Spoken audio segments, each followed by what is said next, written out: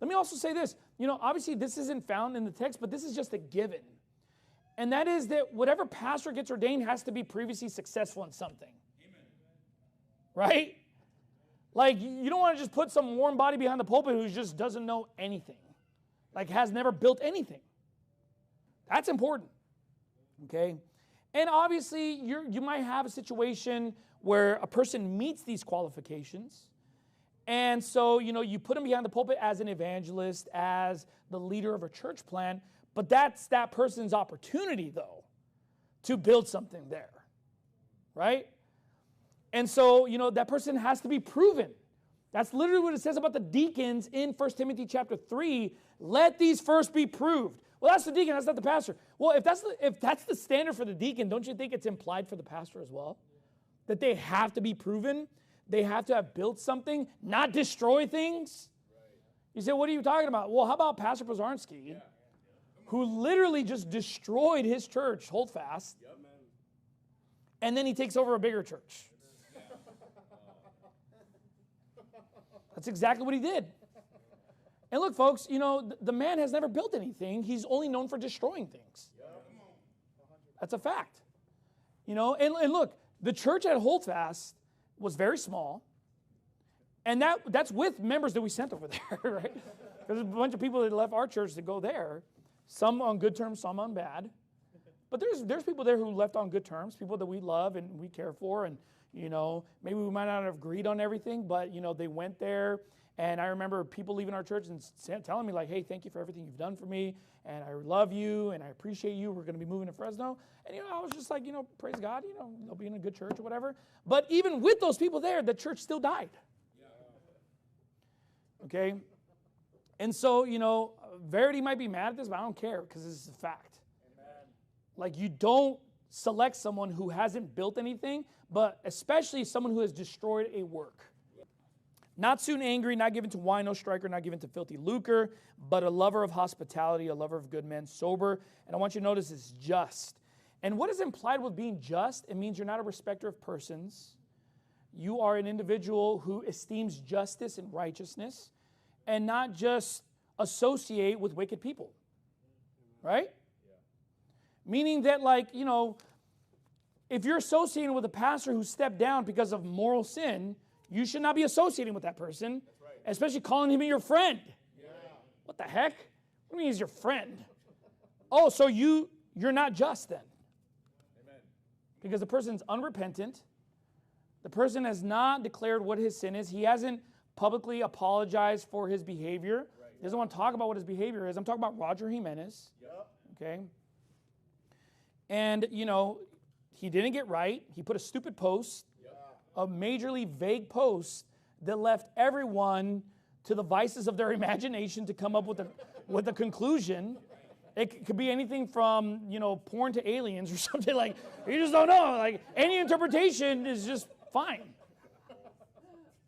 Like, aliens, really? I mean, it pretty much can be anything.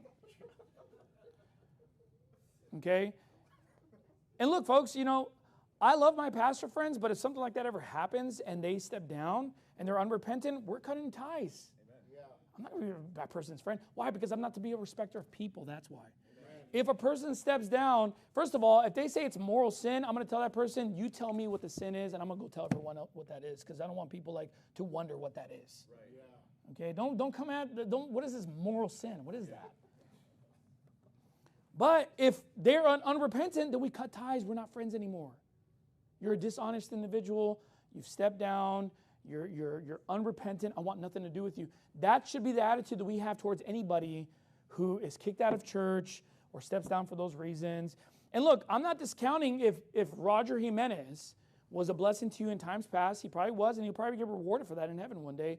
But from here on out, he's done. Yep. He's done. Okay? And whatever, it is what it is. But let me just say this. We shouldn't associate with him, though. Because according to the Bible, he's still unrepentant of whatever the heck that he did that we don't know about. And, as a pastor, it would be wrong for me to associate with a person like that. Okay? It's wicked. Regarding Pozarski and Verity. Okay? I know Verity is going to get all mad about this, but, At the end of the day, though, they chose him. And you know what? Pozarski, in my opinion, is God's judgment on that church. Okay? And what are you going to do about it? You're going to send your women to criticize me online? What do you do something about it?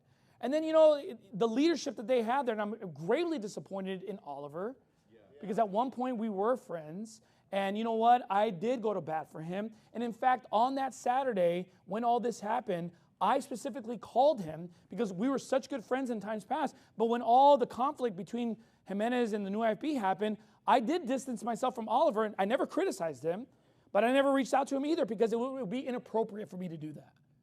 But once all this came out, I called him and I said, hey, I just want to let you know that if you need anything, let me know. And I said, hey, if you need someone to preach at the church, you can call on me. Even if you don't want someone to preach at the church, I said, I'll fly out there just to be with you and encourage you. Even if you don't have me preach, I'm just there to be with you so that you can discern what needs to be done. That's literally what I told him. I said, if you need anything, I'm your friend, I said. And if you need some wisdom on who to choose for the next pastor, just let me know. I don't have to preach. I said, I don't have to be the pastor. I can literally just fly there on my own dime just to kind of hang out with you and encourage you. You let me know, I said. That's all I said. And he's like, oh, I appreciate that. He gets up and preaches, saying that people were calling him on Saturday night, pressuring him to choose someone from the new IFB. He doesn't name me, but he, obviously, I'm the one who called, though. But just to clarify things, I did not pressure him and say, you need to choose a new. Now, it would have been a good idea for them to choose a new IFB pastor. A builder. Okay? That would have been a good idea. And let's say he wasn't talking about me in that particular point in that sermon. He meant for me to listen to that and anybody else to listen to that and think that it was someone from the new IFB. Because look, folks, he's as vague as his former pastor. He didn't say who it was. And you know what? Wisdom on his end would have said, you know what, let me actually say who this was, lest Pastor Mejia, who was for me, think that I'm talking about him since he tried to help me out. Right? A good friend would have said, by the way, I did have another pastor reach out to me, and he is from the new IFB, but he was actually kind to me. He reached out to me. He wanted to help me, and so I really appreciate him for that. That wasn't the person I'm talking about. But he didn't clarify anything. So what am I supposed to believe? Oh, you're talking about me. When I reached out my hand to help you, and I don't want to be a pastor of your church. I don't want that church. Think I want to be a pastor of Verity? Like when all this happened, people were like, oh, what if they call you to be a pastor? I was like, I will never be the pastor of that church. And I said, let's just say I was the last choice and I go there. Okay, I'll take over. I'm not going to be the pastor. I'm still going to pastor here. This is my church. But I'm just going to freaking rain chaos in that congregation. But there's no desire within me. He's like, oh, man, I'm going to take that church over and, just completely just run everybody out. And like, no desire. There was no desire in my, literally. I called him, and that's what I told him. I said, do you need help? What's going on? And then he told me, we're considering someone. He didn't want to tell me who it was. I said, you don't have to tell me. I said, but I don't want you to be discouraged. I said, tomorrow morning when you go and preach, just make sure you're positive, strengthen the brethren. Do I have anything to gain from that conversation? No. I don't have anything to gain from that. I did it literally out of my love for him and my desire to want Verity to just continue to exist just as a church so that it can recover itself, right? Yeah. But then he gets up and preaches that. What nonsense is that? Right. Why are you going to get up and say all these things and then, not think that I'm going to listen to them and potentially surmise that you might be referring to me since I'm the one who called you on Saturday? And if someone else called you on Saturday, okay, clarify to the listener that it wasn't me who said that to you. The point that I'm making here is that, I think God's judgment is just on Verity. That's just it. Amen. Yep. And if Verity doesn't agree with me, what are you going to do? What are you going to do? You can't do anything about it. And let me just make myself very clear. I'm not for Verity. I'm not a supporter of Verity. Amen. I'm not a supporter of Jimenez. I'm definitely not a supporter of Pozarski. We're not friends. We're not cool. You know, people think, oh man, Pastor Jimenez and Pastor Mejia were like great friends. We were not great friends. Yeah. You know, we were associates. We chat every once in a while, but we were definitely not close. That doesn't mean I hated him or anything like that, but you know, a lot of the friendship was one-sided. Let's just be honest. Okay. And so, you know, I would want Verity to recover, and I specifically told the men during that particular time, I said, I don't know who they're going to choose, but I will say this. I said, if they choose Pozarski, that is confirmation that that church is under the judgment of God. Yep. And that's before we even knew anything about that. Like, we were like, oh, probably Pastor Thompson, you know, because they know him, or, you know, Pastor Matthew Stuckey, because he still kind of like works for them or whatever, and he's built a lot of stuff. These would be the people. And someone said, what about Pozarski? I was like, I don't know. No, that would be a bad idea.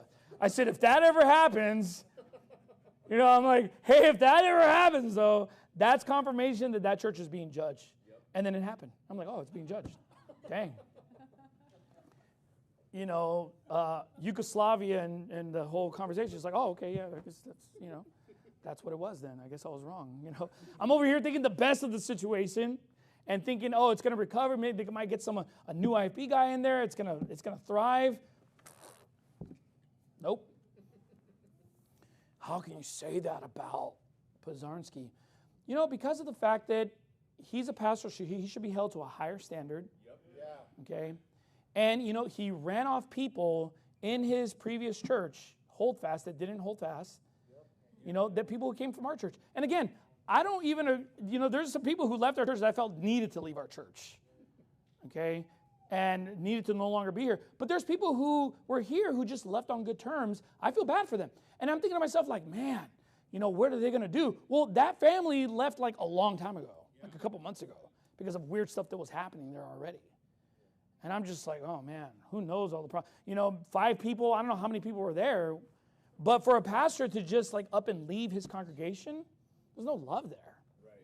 That's just it.